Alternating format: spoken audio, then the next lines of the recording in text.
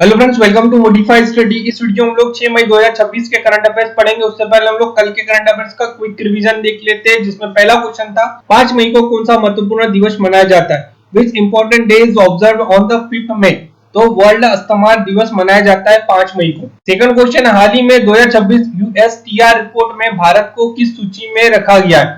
तो recently India is was the placed in the which list in the USTR 2026 report. तो priority watch list में रखा गया है। थर्ड क्वेश्चन है, भारत ने हाल ही में किस देश के साथ आरोग्य मैत्री स्वास्थ्य पहल भेजी है।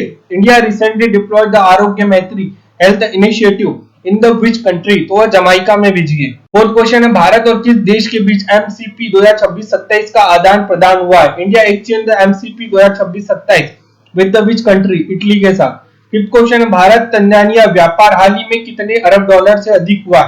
तो India Tanzania trade recently crossed how much value. तो 9 बिलियन का हुआ है। सिक्स क्वेश्चन, हाल ही में किस मंत्रालय ने 58 कंपनियों को मिनरल रिसाइकलिंग के लिए मंजूरी दी है। तो which ministry clear the 58 form for the mineral recycle recently. तो माइंस मिनिस्ट्री ने दिया है।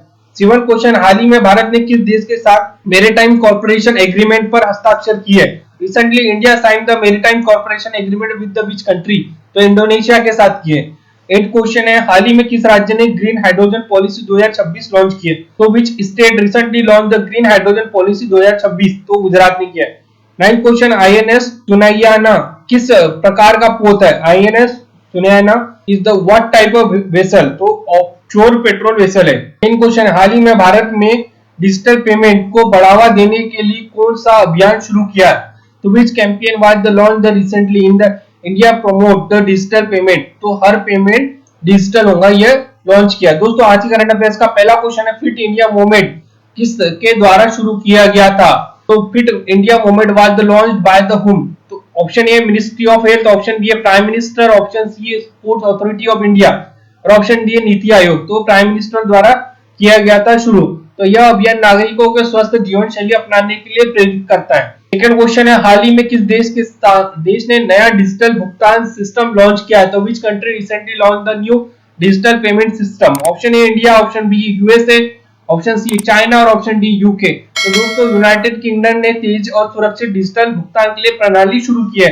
तो यूनाइटेड किंगडम ने नया डिजिटल भुगतान सिस्टम चालू किया है। थर्ड क्वेश्चन है, हाल ही में भारत ने किस स्थान पर हुए हमले की निंदा की है। तो recently India condemned and the attack at the which place। Option A Dubai, option B है फुजायरिया, ऑप्शन सी है धोआ और ऑप्शन डी है मस्कट। तो दोस्तों, भारत ने फुजेरिया में हुए हमले को अस्वीकार्य बताया और तुरंत शांति की अपील की। तो अब फुजायरिया पे हमला हुआ है। दोस्तों, क्वेश्चन, हाल ही में भारत ने किस सेक्टर में 100% एफडीआई की अनुमति दी है। तो India recently allowed the 100% FDI in the which sector. Option A agriculture, option B insurance, option C defence और ऑप्शन डी है टेलीकॉम। तो भारत सरकार ने बीमा क्षेत्र में 100% एफडीआई को मंजूरी दी है, जिससे निवेश बढ़ेगा। क्वेश्चन, ई प्राप्ति पोर्टल किस संगठन द्वारा लॉन्च किया। E Prapti portal was the launch by the which organisation. Option A RBI, option B EFO, option C SEBI और ऑप्शन डी नाबार्ड।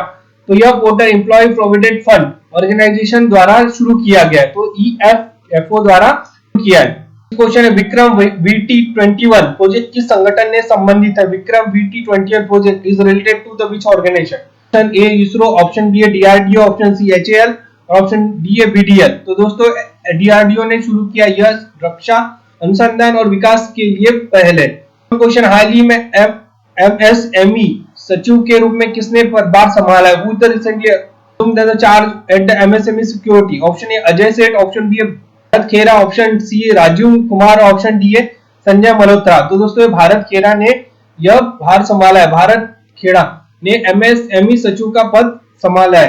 क्वेश्चन है, कर्नाटक ने हाल ही में किस क्षेत्र में सेंटर ऑफ द एक्सीलेंस शुरू किया है। तो Karnataka launch the centre of excellence in the which field. Option A AI, option B है space technology, option C agriculture, option D defence. तो स्पेस टेक्नोलॉजी में सेंटर फॉर एक्सीलेंस शुरू किया है। यह भारत का पहला राज्य स्तरीय स्पेस टेक COA है। ज्यादा इंपॉर्टेंट है दोस्तों, सेंटर ऑफ एक्सीलेंस है। स्पेस टेक्नोलॉजी का सेंटर फॉर एक्सीलेंस है।